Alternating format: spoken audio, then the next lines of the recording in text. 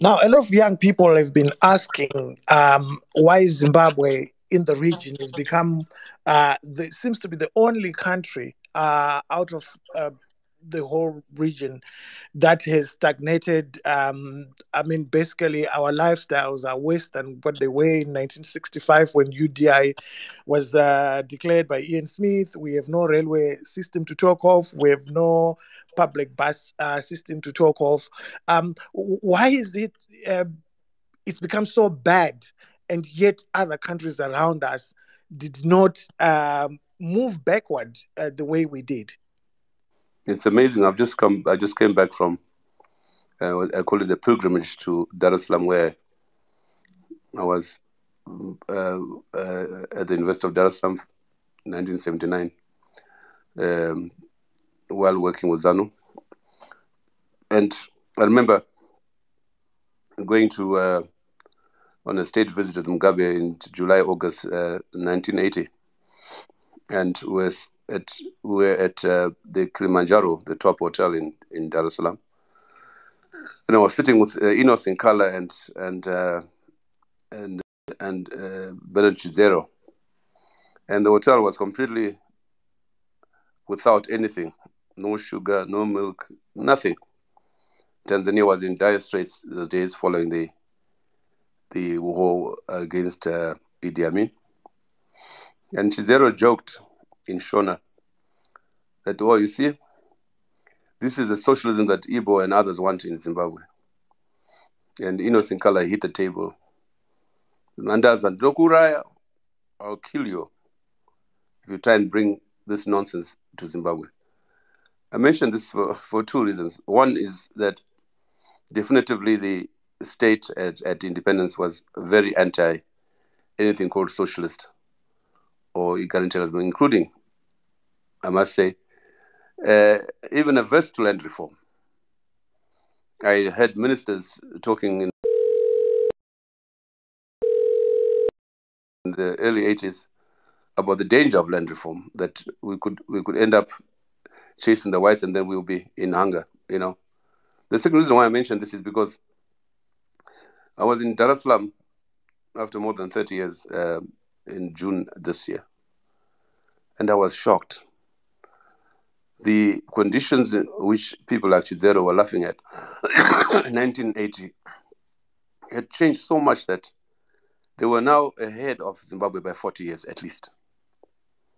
The highways, the infrastructure, the high-rise buildings, the conditions of the people generally. You could tell in their faces that life had improved immensely. And likewise in Kenya, and likewise in Uganda, Kampala, you know. We are really behind, not to mention our neighbors, Zambia, Botswana, even Malawi and Mozambique. We are behind. The reasons for that, for me, it's leadership. Leadership. One, our leadership had no, and I include myself in it, in the early 80s, we had no idea about the economy, no what should be done to sustain the economy. We moved commendably on the field of social development, education, health. But the economic matters were always put in the background. And so it was that continuity from the Rhodesian days was sustained against the backdrop of an increase in the population. Greater demands. Democracy is expensive. You need to democratize education, democratize health, democratize all social and economic factors of the society. But if there's no growth in the economy, if there's no, as you often point out in your tweets, Opo, if the facilities, educational, health facilities in particular, as to those which were built by the Rhodesians, but are now more depleted than ever before because of numbers, right? And the rising demands every year, every month, every day in the country. And there's no planning for the future. Secondly, the contrast, for example, I mean, the extent to which resources are mismanaged or misapplied. Zimbabwe is a rich country. We would easily be earning something like 20 billion a year from minerals alone: gold, chrome, platinum, diamonds. And last year, Zimbabwe made in exports $9.7 billion compared to Kenya's $6.9 billion. Where is it? In Kenya, you see it on the ground, in the infrastructure development, in the attempt to improve health conditions for the population, in a vibrant economy. Where is the 9.7 billion in Zimbabwe? Where is it going? We are one of the richest countries per capita in the world, but where are our resources going to? And thirdly, the legacy of corruption. I mean, why is there no question raised, Hopewell, by the Zimbabwean population? The fact that the richest people in our society, the people living in opulence, are government officials, ministers in particular. We have never worked in their lives. We have never earned a salary. We have never, from day one of independence, have the state car, state allowances, and so on and so forth. These people are billionaires, and no one asks questions about that. Why is there no demand by Zimbabweans for lifestyle audits? Where people must explain what they have, how they got it. No, there isn't. We have almost become immune to the legacy of corruption in our society. And if, as is the case, the leadership is the most corrupt society, there's no hope that we can deal or confront. दोस्तों काफी कमाल की एक setting बताऊंगा जिसे आप अपने mobile से किसी के भी घर के अंदर तक देख सकते हैं, किसी के भी घर को. Corruption as it should be confronted. So those are the three factors really that account for our situation. I mean, when my friend Peter Anyang' Nyong'o from Kenya came to give a public lecture at SAP in 2017, he said, well, that is when people were talking about Zimbabwe's $15 billion, which had gone missing. And he said, I arrived here, I don't see any cranes. There is no construction at all. When, by contrast, in 2010, Kenya made a killing out of the spoils of the pirates in the Indian Ocean. And if you've been to Nairobi, I hope you can see the incredible infrastructure and investment in that country. Here, there just is no investment. The people we have corruption everywhere in our countries in Africa.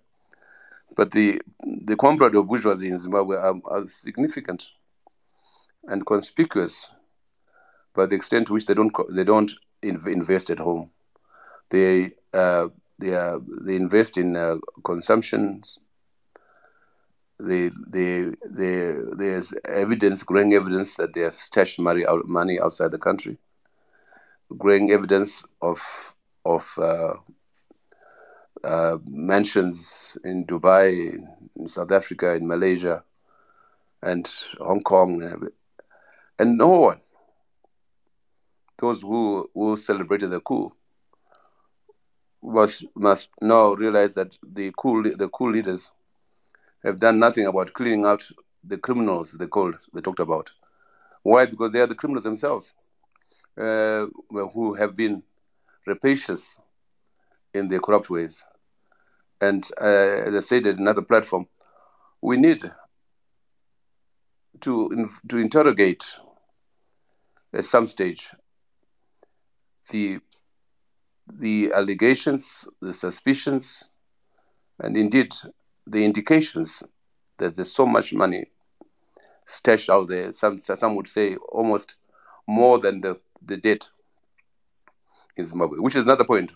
Last week we had a policy dialogue in which Tendai Biti spoke was one of the speakers on the debt and corruption in Zimbabwe. What's the real cost? He shocked us he told us that the actual debt is actually 42 billion, not 13.8 billion as in the official figures, 42 billion. And we learned the other day at another conference I was at in Tanzania that the Zimbabwe's debt, Chinese debt to the Chinese is 13.5 billion. 13.5 billion. And so now we know it's 42 billion. And BT was able to break it down. And the cost of corruption, shoo, don't talk. I mean, right now, you are aware that government has not paid the contractors and suppliers of goods and services for the last 4 months. And there's an audit been taking place quietly through the banks and in those companies, construction companies, and tenders. And I think you saw the revelation the other day of the $9,000 computers and for Parliament. The indication that there are bigger figures involved with respect to construction companies, where prices have been inflated from cement to bitumen to diesel. And so there's a fervent and a busy audit underway at the moment. And we hope that the audits will be made public to indicate the extent to which corruption has cost this country. So I'll stop there, I hope.